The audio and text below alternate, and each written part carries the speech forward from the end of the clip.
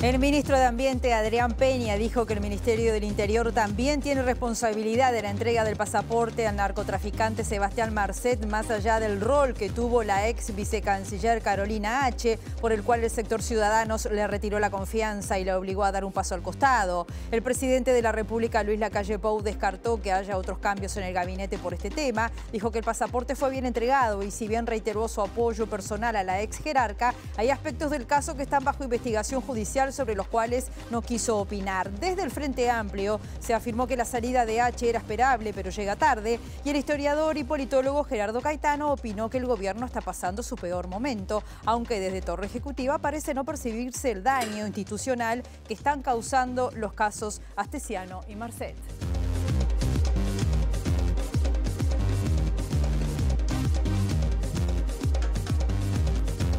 ¿Qué tal? ¿Cómo están? Bienvenidas, bienvenidos a MB Noticias. Comenzamos con información desde Montevideo con 28 grados a esta hora, en una jornada que va a seguir con un cielo algo nuboso y ventoso. El resto de la jornada, los vientos, según Inumet, van a soplar del sector este entre 20 y 40 kilómetros por hora, con rachas de 50 a 60 kilómetros. Estamos viendo, como siempre, algunas de las cámaras del Centro de Gestión de Movilidad de la Intendencia de Montevideo. Tengan presente que en Andes, entre San José y Soriano, hasta las 19 horas hay trabajo de hormigonado, o que en Eduardo Víctor Aedo, entre Juan Poli y Cufré, hasta las 21 horas va a haber un acto allí, así que habrá un inconveniente en materia de movilidad. En el tránsito, algunas nada más de los datos que les podemos dar. Asunción entre Minas y Magallanes también, por ejemplo, hasta las 5 de la tarde, carga y descarga. Tengan en cuenta este dato.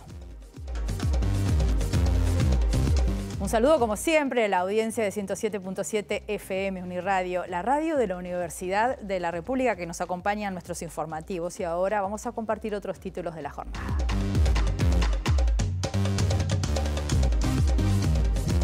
El reemplazante de H para la vicecancillería dijo que apoya los procesos de apertura comercial, pero consideró importante ajustar los tiempos y las formas en referencia al TLC con China y el Acuerdo Transpacífico.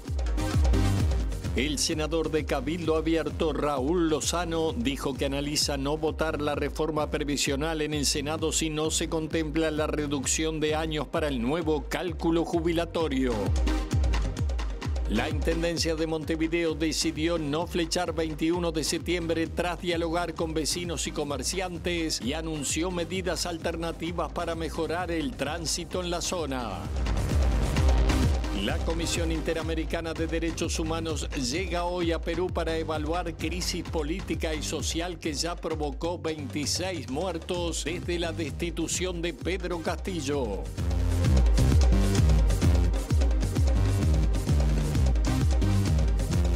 El ministro de Ambiente, Daniel Peña, y líder del sector Ciudadanos, mayoritario dentro del Partido Colorado, dijo que la salida de Carolina H. de la Subsecretaría de Relaciones Exteriores descomprimió una situación incómoda por sus contradicciones en el caso Marcet. Sin embargo, Peña señaló que también existen responsabilidades en el Ministerio del Interior por la entrega del pasaporte al narcotraficante.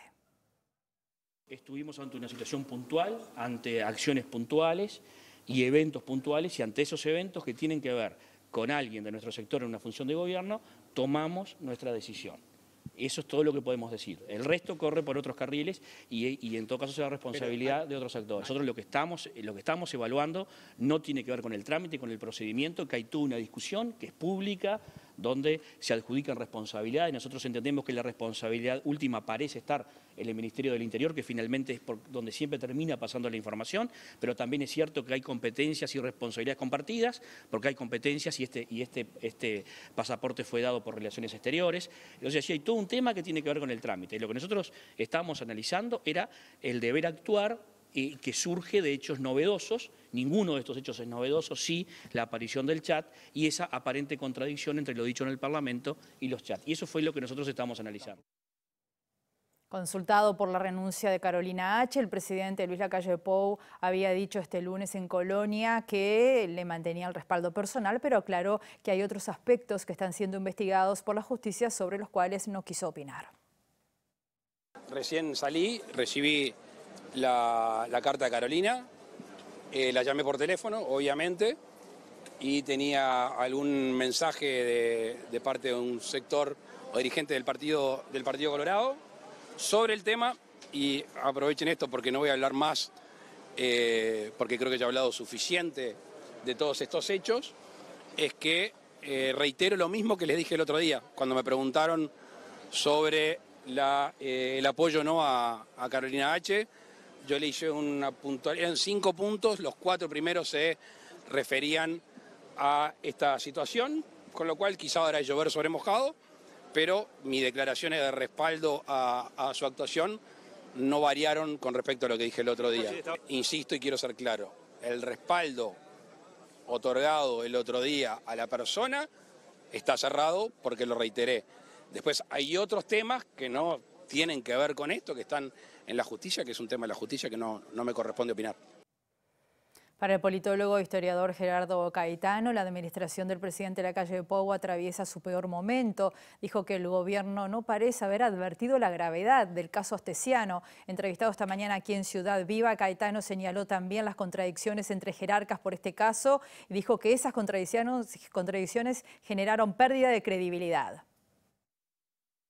Bueno, estamos en el peor momento hasta ahora de la administración del presidente Lacalle Pou.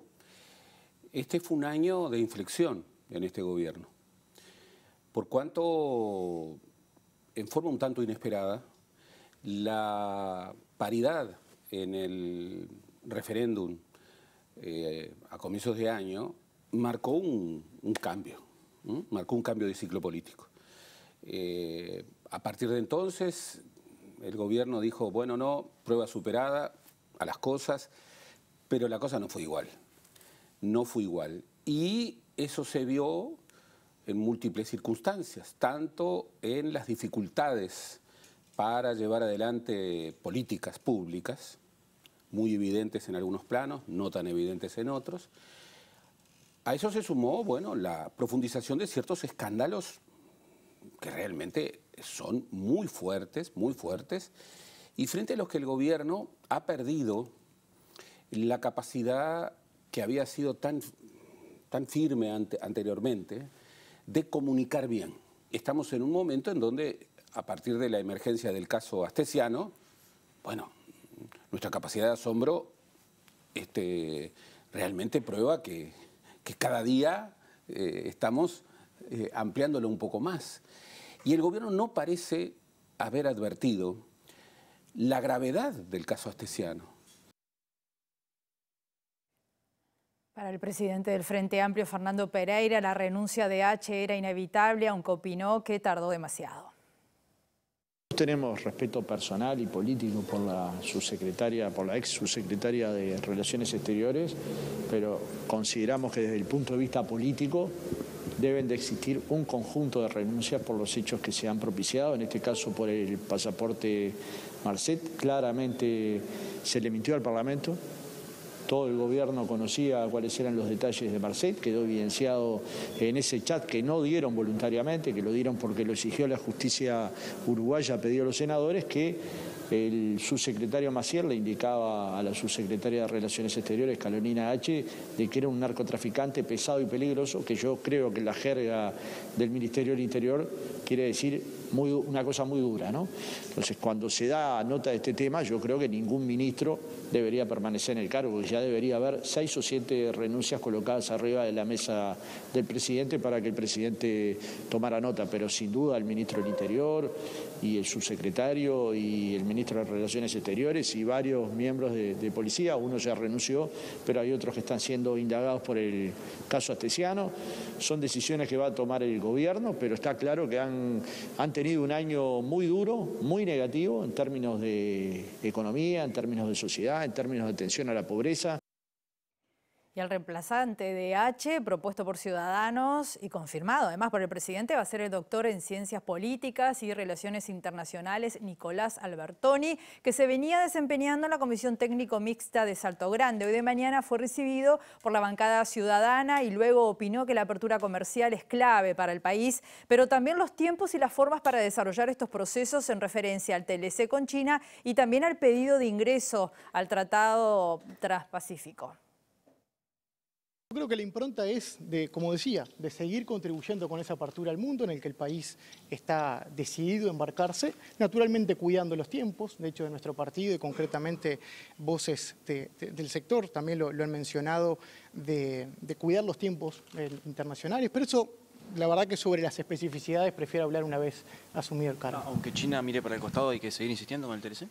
Sí, bueno, repito, sobre lo específico me parece por una formalidad, ya ahora por el rol a asumir en esperar los tiempos. Sí aclarar, ¿no?, que a veces en política internacional, a diferencia de otras políticas domésticas, no es solo lo que un país quiera, sino también lo que el contexto y los países también permitan. Entonces, efectivamente, acá no es que nadie mira para el costado. Obviamente que a veces las prioridades y el mundo puede llevar a otros vientos, pero lo importante es cuál es la impronta que hoy quiere el país. Si es un país que está decididamente a dar ese paso de apertura, yo creo que es sobre ese camino el que debemos caminar.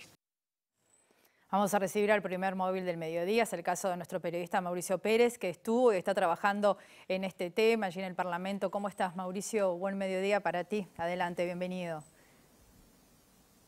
Buen mediodía, Rosina. Como tú decías, estamos aquí en el Parlamento con dos temas centrales. Uno de ellos refiere a la renuncia de la vicecanciller Carolina H. y la asunción en ese cargo de Nicolás Albertoni a propuesta del sector Ciudadanos del Partido Colorado. Como veíamos, las primeras repercusiones a través de lo que eran las posturas del líder de Ciudadanos, Adrián Peña, lo que fueron distintas repercusiones del presidente de la República y así como del presidente del Frente Amplio, pero aquí en el Parlamento hubo otras repercusiones desde el lado del oficialismo. El Partido Nacional intentó minimizar lo que había sido la renuncia, aduciendo que se trataba de una decisión personal de la vicecanciller, que no había ningún compromiso en relación a lo que había sido la gestión del pasaporte a Sebastián Marcet, ni ninguna responsabilidad del tipo legal, ni política, ni de Cancillería, ni del Ministerio del Interior, en tanto que el Frente Amplio anuncia que va a continuar con las instancias parlamentarias en relación a este caso. Pero una de las declaraciones que tuvieron valor en esta jornada de mañana refirieron a la postura de Cabildo Abierto sobre la renuncia de la vicecanciller. Se destacó la figura de Carolina H., pero también se aseguró que parte de la renuncia estuvo vinculada seguramente con las tensiones internas que existían entre la vicecanciller y su sector político. Veíamos lo que declaraba el senador Raúl Lozano en referencia a la salida de Carolina H. del Ministerio de Relaciones Exteriores. Creo que en esta situación tampoco hay que dramatizar una situación que se dio, y es cierto que hubieron algunas contradicciones allí, pero el país también ha visto cuestiones realmente escandalosas en los últimos años. Recuérdese el caso Morábito, recuérdese los 12 presos que fallecieron fruto de un incendio en la cárcel de Rocha, recuérdese Fripur, recuérdese la regasificadora, recuérdese Pluna. Es decir, han habido casos realmente escandalosos en este país en los cuales nadie daba un paso al costado. Bueno, en este caso sí lo dio la doctora Carolina H.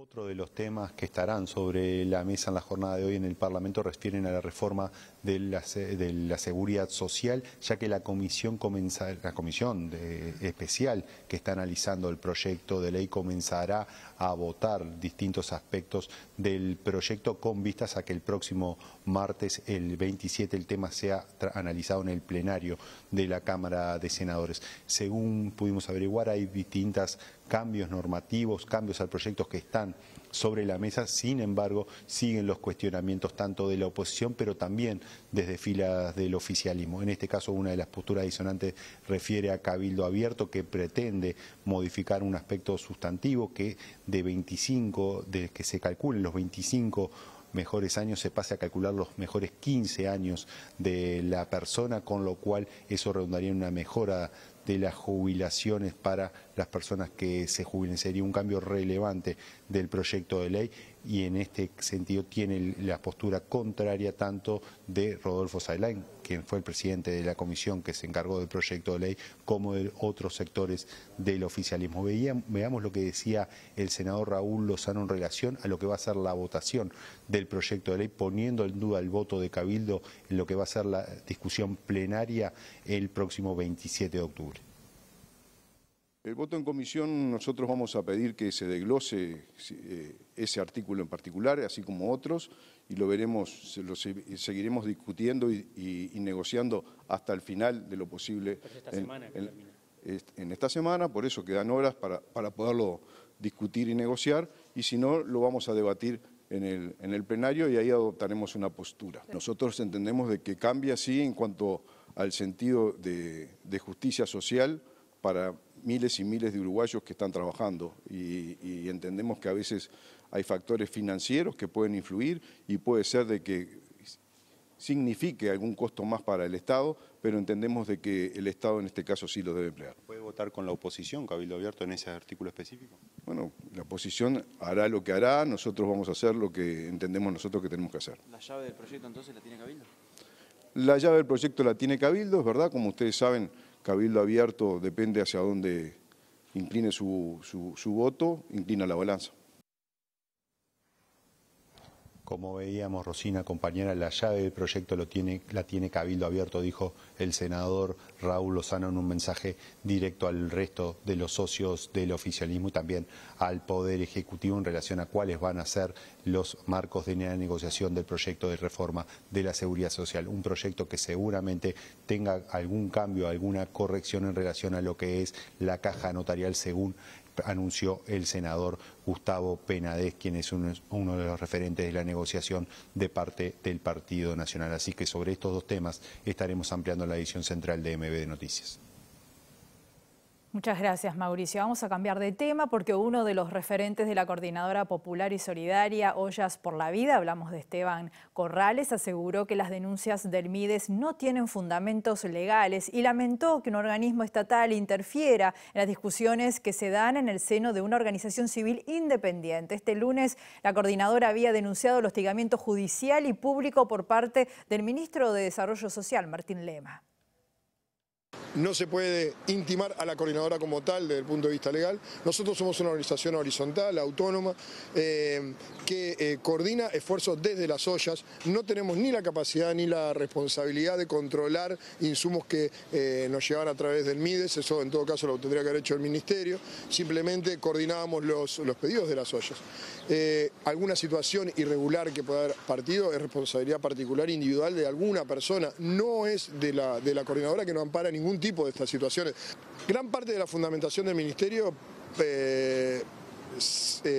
parte de la base, incluso es el documento escrito que ha presentado ya hace unas cuantas semanas, parte de la base de acusaciones de tipo político hacia la coordinadora, algo que realmente no entendemos, porque se cuestiona la forma en que tomamos las decisiones y las conclusiones a las que hemos llegado estando en el territorio. Y ese es parte de la preocupación, y nosotros también tenemos que decirlo, no le corresponde a un ministerio cuestionar el tipo de discusiones que sea una organización social. Está claro también que en Uruguay uno no puede, y desde el punto de vista legal, no se puede hacer penalmente responsable a una organización social. Vamos a seguir profundizando en este tema. Para eso recibimos a nuestro periodista Juan Pablo Rodríguez, que está en La Teja, allí en un merendero. ¿Cómo estás, Juan Pablo? Adelante, bienvenido. Rosina, buen mediodía para ti y para todos nuestros televidentes. Estamos en el Barrio Unido, perteneciente al municipio A, aquí entre los límites del Cerro, pero también de La Teja. Este merendero funciona lunes, martes y miércoles y entrega 180 porciones de merendero, de cocoa, de café, también bolas de fraile y lo que puedan hacer los distintos vecinos aquí, a todos los vecinos que hay. Nosotros estamos con una de las vecinas que trabaja aquí, junto a Javier Curvelo, un vecino que también se ha acercado a dar una mano en este merendero, en una iniciativa propia que ya tiene 2 años desde la emergencia sanitaria que los vecinos intentan autogestionar este merendero, reciben distintos apoyos, pero nos comentaban también que el esfuerzo que se hace es día a día. Fernanda está cocinando en este momento, está haciendo unas bolas de fraile. Bueno, Fernanda, gracias por darnos este tiempo de venir a compartir y dar a conocer también esta realidad. Bueno, cuéntenos cómo surgió esta iniciativa, esta corazonada de colocar un merendero aquí en el Club Barrio Unido. Buenas tardes. En realidad comencé colaborando con otra vecina en el merendero, ya tenía merendero y olla, y quedamos solos. continuamos con la necesidad del barrio, todo lo que está haciendo falta, las necesidades que tenemos y continuamos solos. Javier, el que tú nombraste, es mi pareja, en realidad él es mi esposo, también me colabora. Cuando había que fraccionar y hay que traer los insumos es quien me colabora a traerlos y ese tipo de cosas. Y bueno, tratamos de suplir las necesidades que hay en el barrio, en los niños, en la gente adulta, eso es lo que tratamos de hacer. Bueno, son 180 porciones, de 180 a 200 porciones por día. ¿Cómo hace para solventar este merendero? Usted me comentaba que trabaja también de lunes a viernes en una casa de familia y que hoy hizo la excepción de recibirnos a nosotros. Es cierto, trabajo de lunes a viernes y bueno, lunes, martes y viernes vengo y me pongo a hacer la leche o a amasar lo que haya para hacer. Los insumos los recibimos de ABC. Muchas donaciones, salimos a manguear, pedimos a la gente que conocemos, vecinos que realmente no necesitan de la merienda, ellos colaboran, recibimos de Uruguay Adelante, ese tipo de cosas, y bueno, así es como podemos brindamos, hemos tenido donaciones, como te pedí permiso a ti para decirte que la batidora, tenemos una amasadora y batidora que nos donó la cooperativa policial como calzado, que es lo que vamos a regalar, recibimos de la UAM frutas y verduras, y bueno, y así es lo que tratamos de brindar a la gente que realmente lo necesita. Vecina, ¿es verdad que los vecinos vienen a golpearle la puerta días que de repente no está el merendero abierto por la necesidad que tienen de comer y de alimentarse? Es verdad, tenemos niños que en los días en la semana que no hay olla en el barrio porque tenemos una olla cerca, o los días que no hago merienda, realmente vienen y te golpean si tenés un poquito de leche o si tenés algo para que tengan. Muchas veces nos ha pasado de sacar de nosotros para darles a ellos porque en ese momento no tengo leche. Obviamente los días que no tengo leche pronta, preparo en una bolsa leche, azúcar y cocoa, así se les entrega y se les da. Obviamente, es verdad eso. Vecino, usted me comentaba también que hay mucha angustia en el barrio por la falta de alimento. Muchos vecinos me contaban la existencia también de una figura del trapero que a veces compra ropa vieja para dar una mano también a los distintos merenderos. ¿Cómo lo ve usted en lo personal? Que bueno, que hace el esfuerzo que puede de lunes a miércoles y bueno, y el resto de la semana a veces tiene los vecinos de otros barrios inclusive golpeándole la puerta. Y bueno, la realidad es que, a ver, yo desde mi punto de vista lo que hago es por solidaridad. No necesito, gracias a Dios, del merendero. Como tú dijiste, yo tengo mi trabajo, mi pareja tiene su trabajo. Lo que hacemos es, la palabra lo dice solidario, pero te da impotencia ver lo que ves acá. Porque además, yo no soy psicóloga ni soy asistente social y hago ese trabajo. Porque acá viene el vecino o el niño a retirar y ves los niños descalzos, ves niños que les falta ropa, niños que les falta educación, que faltan vacunas, que no hay laburo. Lo más importante es que realmente acá no hay laburo en muchas cosas, entonces te da impotencia. Hacemos planilla para ver la cantidad de gente que tenemos, que ese es el trabajo que yo no tengo por qué hacerlo, sin embargo, hago el trabajo de hacer planillados, de escuchar las necesidades de la gente, de ver que hace falta la comida, pero por sobre todo que falta laburo. Más que nada lo que falta en realidad es laburo, no es solamente el plato de comida, porque obviamente que si no tienen un laburo no tienen cómo sustentar un hogar y muchas veces con lo poco que reciben no alcanzan. Y por esa razón es lo que vienen a hacer una fila, a pasarse horas esperando de repente, la gente migrando a venir a buscar la merienda o a buscar un plato de comida como lo hacen en la olla para poder sustentar su casa, porque además llevan para la merienda, de repente guardan para el otro día para el desayuno, y lo mismo hacen con lo que llevan de comida, ¿entendés? Es difícil realmente y es agotador, obviamente. Estoy haciendo una labor que no me corresponde, pero obviamente lo hago con gusto. Vecina, le pregunto del desconocimiento. ¿Dista mucho la porción de lo que las autoridades dicen que la gente debe consumir y de lo que se consume realmente en la preparación, por ejemplo, de la leche en polvo? Sí, ellos tienen porciones estipuladas. Obviamente que a mí lo que el Mides me da en leche en polvo para la cantidad de personas, para ellos obviamente estarían bien, para ellos. Pero para mí no, porque yo no brindo un agua con color. Yo ofrezco lo que yo tomaría o lo que le brindaría a mi hija. ¿Entendés? Yo no voy a hacer eso. Entonces, si tengo que salir a comprar o manguear para poder dar algo que valga la pena tomar o comer, lo hago. Pero lo que nos brindan realmente y las porciones que ellos estipulan no están bien, no están bien. Por favor. Bien, desde aquí, desde el Barrio Unido, vamos contigo, Rosina, allí a Estudios Centrales. Muchas gracias, Juan Pablo. Vamos a otros temas. La intendenta de Montevideo, Carolina Cose, informó que tras una reunión con comerciantes de la calle 21 de septiembre se decidió no flecharla hacia la Rambla, como se había anunciado semanas atrás. En su lugar se sumará un nuevo carril hacia el sur para mejorar la fluidez del tránsito y habrá cambios en el estacionamiento.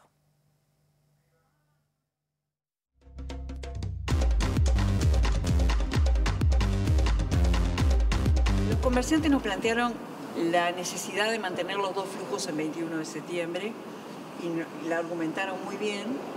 Y por otro lado, los vecinos nos plantearon el problema del flujo de transporte público sobre Solano Antuña. Analizados todos los puntos, lo que decidimos hacer es, y esto lo hemos modelado, incorporar todo el transporte público en 21, pero vamos a tener que exigirle más a 21 de septiembre. Por lo tanto, vamos a tener que modificar las condiciones de estacionamiento y por lo tanto de Echauri hacia el sur no se va a poder estacionar en horario hábil, ¿verdad? Y los días hábiles, los fines de semana y de noche sí. Y de Echauri hacia el norte vamos a plantear una solución, como tenemos en otras avenidas, de un estacionamiento de un lado y del otro según el horario. Lo que agregamos en 21 es 2 hacia el sur, un carril de retroflujo hacia arriba y cambios en las condiciones de estacionamiento. Y también vamos a agregar fiscalización electrónica y también algunas modificaciones que vamos a hacer en las calles del entorno para que, por ejemplo, se pueda estacionar de manera oblicua, para que los puestos de estacionamiento que se pierden tengan un lugar a donde dirigirse. Adicionalmente, como le estamos exigiendo más a 21 de septiembre, estamos quitando en Solano Antuña, desde la Rambla hasta Jaime Sudáñez, una línea de estacionamiento para que los autos puedan fluir hacia el norte de mejor manera y desagotar un poco 21 de septiembre, que le estamos exigiendo mucho más. Y el vocero de los comerciantes de la zona dijo que fue una reunión muy positiva por el intercambio que se pudo dar allí con las autoridades. Nos iba a mermar las ventas de tal forma que amenazaba con llegar a niveles de pérdidas, sobre todo para comercios que son pymes de hace años y bueno, salimos conformes realmente. No va a circular tránsito pesado ni ómnibus por Solano Antuña, que es un poco lo que nosotros, la realidad es lo que nosotros solicitamos, y vamos a seguir manteniendo el barrio y la calidad, que era lo que pedíamos, de la parte urbanística y arquitectónica, que era lo más importante para nosotros. Hacemos una pausa muy breve, volvemos enseguida.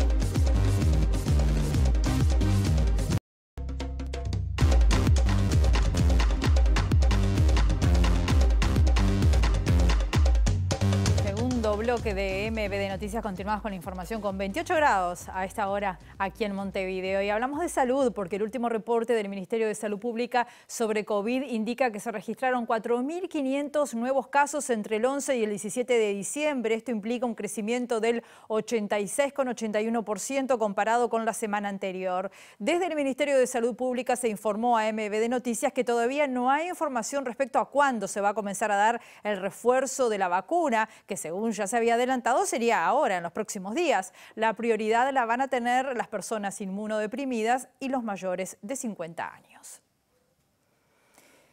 Y asociado al tema COVID, les contamos que el Departamento del Laboratorio Clínico del Hospital de Clínicas presentó una publicación que sintetiza el trabajo realizado a lo largo de todo el país en materia de diagnóstico de COVID y además el impacto que la pandemia tuvo en los laboratorios de este centro de estudios. Al inicio, claramente, las dificultades eran la falta de recursos materiales y la falta de equipamiento en el país. Esas fueron las dificultades claras al inicio, que era un poco lo que pasaba en Latinoamérica, viniendo con una pandemia muy, un poco por detrás de lo que pasaba en Europa. Y eso fue, muy importante para nosotros porque estábamos prácticamente con las manos atadas.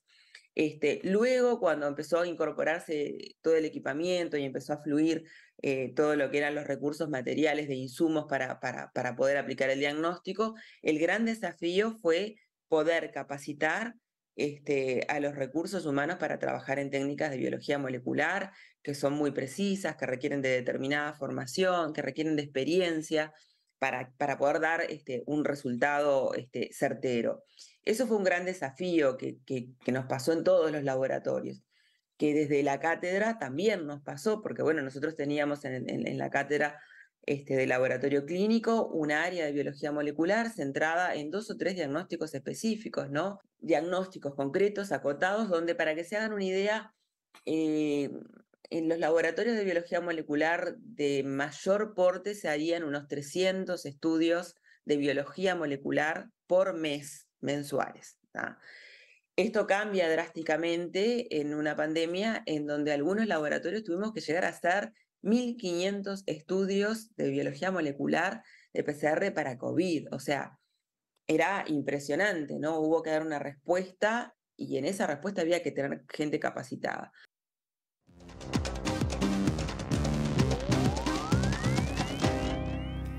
Una misión de la Comisión Interamericana de Derechos Humanos llega hoy a Perú para evaluar la grave crisis social y política que vive este país en medio de protestas, represión y enfrentamientos que ya dejaron 26 personas muertas tras la destitución del expresidente Pedro Castillo, acusado de intentar un golpe de Estado.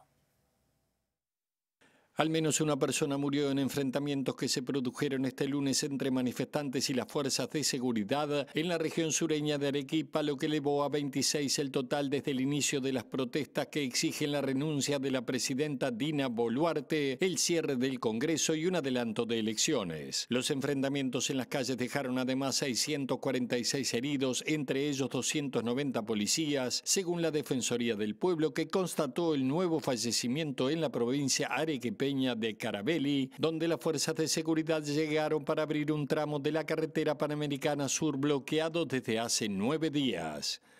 Mientras tanto, la Comisión Interamericana de Derechos Humanos llegará este martes a Perú en medio de la convulsión política y social para realizar una visita técnica que se extenderá hasta el 22 de diciembre, según detalló el Ministerio de Relaciones Exteriores, aunque se desconoce la agenda que tendrá la misión. Pedro Castillo permanece recluido en el penal de Barbadillo, el mismo recinto en el que se encuentra el ex dictador Alberto Fujimori, al tiempo que la presidenta Dina Boluarte aseguró que la esposa y 2 hijos del exmandatario habrían obtenido el asilo ofrecido por México. En este contexto, una encuesta realizada por Ipsos Perú reveló que 62% de la población está de acuerdo en adelantar los comicios, iniciativa que fue rechazada por el Congreso la semana pasada. Y en Argentina esta madrugada llegó la selección y hay millones de personas. Miren lo que es el centro de Argentina. A esta hora los medios estiman que hay 4 millones de personas allí esperando el pasaje de lo que va a ser la selección. El equipo liderado por Messi salió cerca de las 11 de la mañana del predio de Ezeiza, pero ya se definió que no van a pasar por el Obelisco, no pueden, ni tampoco por la Casa Rosada. Así que bueno, Argentina atento obviamente que se declaró un feriado para que la gente pudiera celebrar con su selección el gran logro obtenido el pasado domingo. Y nosotros nos vamos, todo esto obviamente va a ser desarrollado en nuestra edición central a las 19 horas. Que pasen muy bien, hasta luego.